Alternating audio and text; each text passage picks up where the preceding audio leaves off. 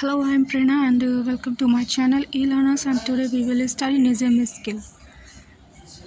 और पहले इनके पोएट के बारे में जान लेते हैं, उसके बाद इनकी poem night of the scorpion को स्टडी करेंगे। तो निज़म skill वॉज born ऑन 16 दिसंबर 1924 और इनका जो बर्थ प्लेस है वो मुंबई है। जूइश पेरेंट्स थे इनके, बेन इज़राइल पोएट इनको कहा जाता है। इनकी डेथ 9 जनवरी 2004 में मुंबई में हुई है अल्जाइमर डिसीज़। इनके जो फादर हैं वो मोसेस एज़किल हैं। इनकी वाइफ डेसी जैकब, और इनको साहित्य अकेडमी अवार्ड मिला है लेटर डे शाम के लिए 1983 में। इनके कुछ मेजर वर्क्स को देख लेते हैं। तो a time to change 60 poems, the third, और उसके बाद ये इनके पोइट्रिक कलेक्शन है जिनमें इनकी पोएम्स पब्लिश हुई थी। The unfinished man, the exact name, hymns in darkness, latter day psalms और नलिनी एक इनकी कॉमेडी है। उसके बाद द बैकग्राउंड कैजुअली एक इम्पॉर्टेंट पोएम है इनकी। फ़िलॉसफी इम्पॉर्टेंट पोएम है। और अब बात करते हैं इस पोएम की, नाइट ऑफ द स्कॉर्पियन। तो night of the scorpion poetry का कलेक्शन था, उसमें ये पब्लिश हुई है। It is the most onthologized poem. It shows Nizam skill as a typical Indian poet who loves Indian soil and gives expression to ordinary human events.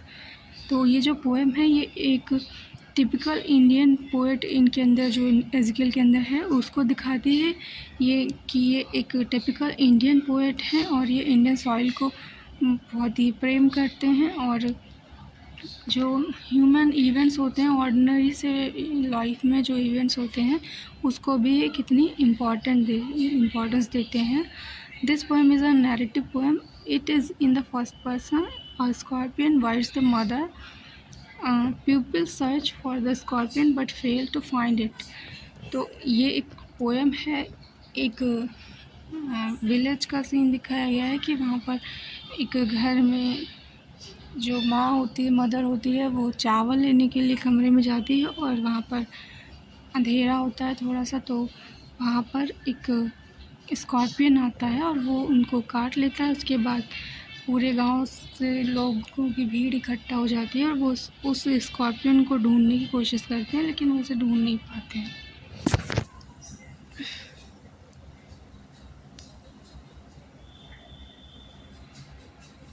They believe that when the scorpion moves, its poison will also move in the mother's blood.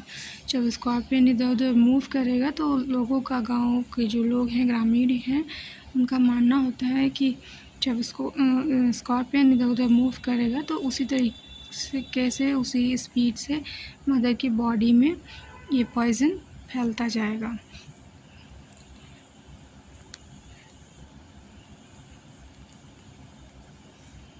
और जो mother होती है, pupil are superstitious while the father shows rationality and scientific veg.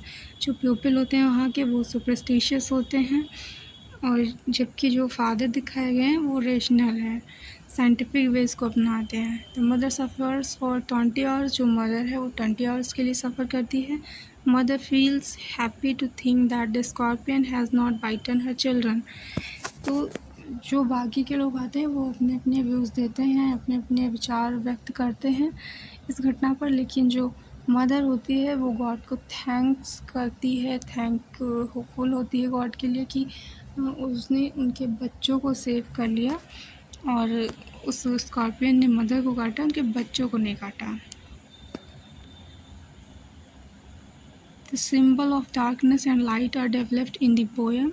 Rain stands for hope and regeneration, suffering poses mother. तो ये जो poem है इसमें काफ़ी सिंबल्स यूज़ हुए हैं। डार्कनेस का सिंबल है, लाइट का सिंबल है और ये इस पोएम में दिखाए हैं। उसके बाद जो रेन दिखाई गई है तो रेन होप के लिए और रीजनरेशन के लिए दिखाई गई है। कंटिन्यू बारिश हो रही है तो वो होप को दिखाती है कि इंसान किसी भी परिस्थिति में हो पर उसको अपनी होप नहीं छोड़नी चाहिए। और उसके बाद जो सफ़रिंग होती है उससे जो मदर है, मदर में पर्ज को करती है मदर को, मीन्स जो आपके दुख और तकलीफ़ होते हैं वो आपको और प्योरीफाई करते हैं। आपके थॉट्स इतने प्योर हो जाते हैं कि आपको जो आपके एम्बिशंस हैं कुछ देर के लिए आप उन सब चीज़ों को भूल जाते हैं। जो रियल वैल्यूएबल थिंग्स हैं आपका ध्यान उधर ले जाती हैं आपकी सफरिंग। या जो लाइफ का ट्रू एसेंस है आप उसको तभी समझ पाते हैं जब आप किसी भी तरीके से स्ट्रगल कर रहे होते हैं। अगर सारे सुख आपके पास होंगे तो आप उस सत्य से वंचित रह जाएंगे, आप उसको नहीं समझ पाएंगे। The poet uses simple language and conversational touch. तो ये जो पोएम है इसमें बहुत ही सिंपल लैंग्वेज यूज़ की है पोएट ने और कन्वर्सेशनल टच है पोएम का। और दे सेड ये कई बार इसमें रिपीट किया गया है। ये जो दे सेड यूज़ हुआ है ये जो गांव के लोग हैं, विलेजर्स हैं, उनके लिए यूज़ हुआ है।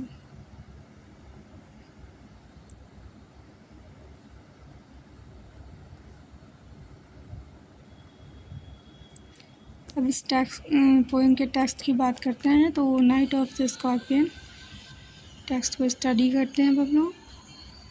I remember the night my mother was stung by a scorpion. 10 hours of steady rain had dreamed to crawl beneath a sack of rice, parting with his poisons of diabolic tale in the dark room.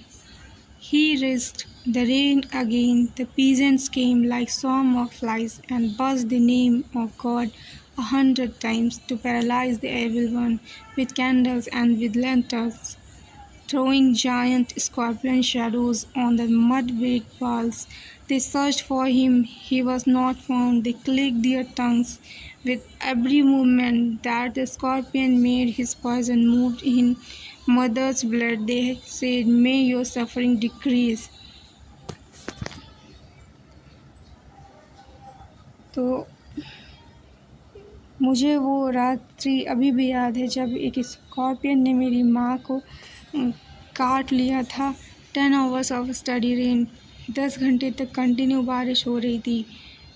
Had dream to crawl beneath a sack of rice, और ये लग रहा था ऐसा सोच रहे थे लोग कि शायद जो स्कॉर्पियन था वो जो राइस का सैक था, जो चावल का बोरा था, उसके नीचे कहीं छिप गया है। पार्टिंग विद हिज पॉइजन, अपने जहर को उस मदर की बॉडी में इंड्यूस करने के बाद वो अपना जो आधा जहर है उसको बचा के वहाँ से छिप गया है।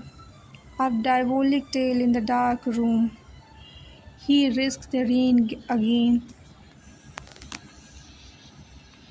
और जो डार्क रूम था उसी में वो इधर ही कहीं छुप गया, क्योंकि जब बारिश होती है गांव में कच्चे घर होते हैं तो बहुत सारे क्रैक्स आ जाते हैं वॉल में, और ज़मीन में भी बहुत सारे होल होते हैं। तो इंसेक्ट बहुत ज़्यादा उस टाइम पर होते हैं और वो कहीं भी इधर उधर छिप जाते हैं। उनके छिपने के लिए बहुत सारी जगह होती है वहाँ पे, तो वो वहाँ पे छिप जाते हैं। तो लोग सोचते हैं अगर ये यहाँ पे रहेगा तो और ज़्यादा रिस्क रहेगा लोगों के लिए। The peasants came like swarm of flies, जो किसान होते हैं, पीजेंट्स होते हैं, वो ऐसे आते हैं जैसे कि मक्खियों का झुंड आ रहा हो। एंड बस the name of God 100 times, और जो लोग वहाँ पर आते हैं वो भगवान का नाम लेते हैं। भुनभुनाहट सी सुनाई देती है क्योंकि वो इतने ज़्यादा भीड़ में हैं, संख्या में इतने ज़्यादा हैं कि जब वो बोलते हैं तो ऐसा लगता है कि मक्खियाँ भुनभुना रही हैं। तो और वो भगवान का सैकड़ों बार भगवान का नाम लेते हैं। Time to paralyse the evil one, और कहते हैं अब ये समय है कि उस जो एविल जो स्कॉर्पियन था उसको पनिश करने का, पैरालाइज करने का। With candles with lanterns throwing giant scorpion shadows, और वो कैंडल और लैंटर्न से लाइट करके, रोशनी करके इधर उधर उसको ढूंढते हैं। On the mud baked wall, और जो मिट्टी की बनी हुई दीवार हैं तो उसमें क्रैक हैं, तो ये सोचते हैं कि शायद इस क्रैक से तो कहीं बाहर नहीं निकल गया। दे सर्च्ड फॉर हिम, फिर इसको ढूंढते हैं। ही वॉज नॉट फाउंड, वो नहीं मिलता है। They click their tongues with every movement that the scorpion made his poison moved in mother's blood, और वो कहते हैं कि उसको यार जल्दी ढूंढो, उस स्कॉर्पियन को जल्दी ढूंढो, क्योंकि जितनी दूर वो यहाँ से चला जाएगा, वो जितनी तेज़ी से मूवमेंट करेगा उतनी ही तेज़ी से जो पॉइज़न है वो मदर की बॉडी में फैलता जाएगा। They said may your suffering decrease. तो वो बार बार मदर को सिंपैथी दिखाते हैं कि तुम्हारी जो सफरिंग्स हैं वो धीरे धीरे कम हो जाएंगी, और हम ऐसी ईश्वर से प्रार्थना करते हैं कि जल्दी सब ठीक हो जाए। The misfortune of your next birth this age may the sum of evil. वो कहते हैं हो सकता है, कुछ लोग कहते हैं कि हो सकता है कुछ पूर्व जन्म के कर्म हो, उनका ये फल है कि ये जो तकलीफ़ है वो झेलनी पड़ रही है। बैलेंस्ड इन दिस अनरियल, और वो जो तकलीफ़ है वो इस जन्म में बैलेंस की गई है। Against the sum of good become diminish by your pain. May the poison purify your flesh of desire and your spirit of ambition, they said, and they sat around on the floor with my mother in the center. और उनका कहना है कि जो पूर्व जन्म के कर्म होते हैं वो हमें किसी न किसी तरीके से झेलने ही पड़ते हैं। तो हो सकता है ये कोई आपके ऐसे कर्म रहे हो जिसकी वजह से आपको उसका ये परिणाम मिला है। लेकिन जो पॉइज़न है वो आपके बॉडी को, जो आपका फ्लैश है बॉडी का, उसको और भी ज़्यादा प्योरीफाई कर देगा। फ्लैश ऑफ डिज़ायर, आपकी जो इच्छाएं हैं, जो स्पिरिट है, एम्बिशन है, उसको प्योरीफाई कर देगा। क्योंकि ये वही बात कही जा रही है, जब आपकी लाइफ में कोई भी किसी भी तरीके का स्ट्रगल चल रहा होता है तो आपके मन में बहुत ज़्यादा एम्बिशंस, बहुत ज़्यादा डिज़ायर्स नहीं होती हैं उस टाइम पे, क्योंकि आप उस टाइम बहुत ही ज़्यादा यथार्थवादी हो जाते हैं। तो वही यहाँ पर कुछ लोग कह रहे हैं कि ये आपकी बॉडी को, आपकी जो फ्लैश ऑफ डिज़ायर है, जो डिज़ायर के लिए भूख है किसी चीज़ की, या जो इच्छा है, जो स्पिरिट है एम्बिशन की, वो सब कुछ और प्योरीफाई हो जाएगा। They said and they set around, वो ऐसा समझाते हैं। मतलब ये है कि जब लोग आते हैं तो किसी न किसी तरीके से सिंपैथी दिखाते हैं, और उस एकदम जो मदर होती है उसको घेर के बैठ जाते हैं, और मदर सेंटर में बैठी होती है।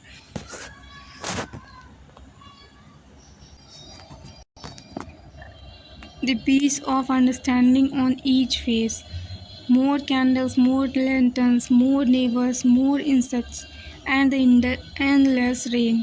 जो अंडरस्टैंडिंग दिखाते हैं वो सबके चेहरे पर दिखाई देती है, और ज़्यादा कैंडल्स लेके आते हैं लोग, लैंटर्न्स लेके आते हैं, और भी ज़्यादा पास पड़ोसी नेबर्स इकट्ठा हो जाते हैं, और बहुत सारे इंसेक्ट इधर उधर दिखाई देते हैं।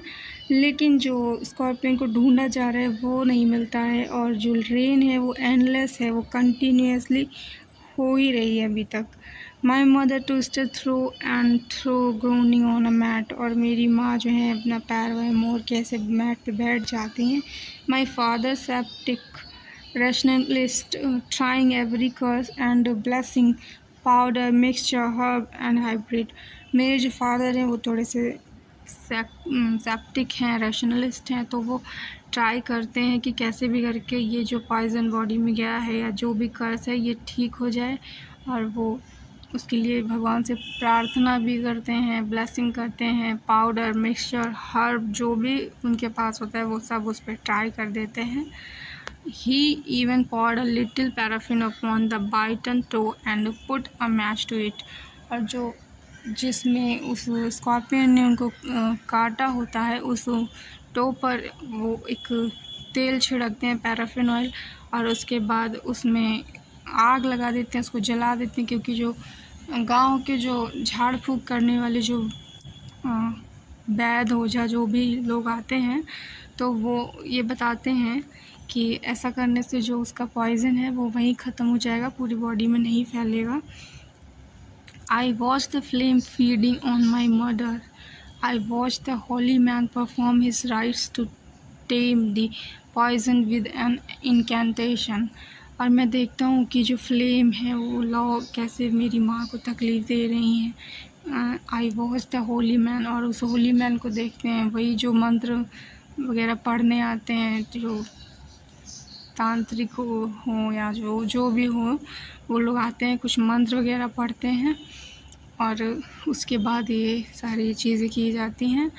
And after 20 hours it lost its sting, और 20 आवर के बाद जो इसका स्टिंग होता है वो ये निकलता है। My mother only said thank God the scorpion picked on me and spared my children. और उसके बाद भी जो विलेजर्स आए थे वो बहुत सारी इधर उधर की बातें कर रहे थे। कोई कह रहा था ये कर्मों का फल होता है, कोई कह रहा था कि या आपको और भी ज़्यादा पर्ज कर देगा, कोई कुछ कह रहा था। लेकिन जो वो अपने अपने तरीके से सिंपैथी दिखा रहे थे और अंडरस्टैंडिंग दिखा रहे थे और उनको हेल्प करने के तरीके सोच रहे थे कि किस तरीके से क्या कर सकते हैं उनके लिए, मतलब ह्यूमैनिटी दिखाने के लिए आए थे। लेकिन जो मदर होती है वो गॉड को थैंक बोलती है कि जो स्कॉर्पियन है उसने उसके बच्चों को चोट नहीं पहुंचाई, उसने उसको चोट पहुंचाई। तो यहाँ पे मदरली लव एंड अफेक्शन को भी दिखाया गया है कि जो मदर का लव होता है वो कितना प्योर, कितना पॉयस और कितना सेल्फलेस लव होता है। तो आज के लिए इतना ही, और इनकी नेक्स्ट पोएम है फिलॉसफी, इसको नेक्स्ट वीडियो में स्टडी करेंगे। और thanks for watching and do like, share and subscribe. Thank you.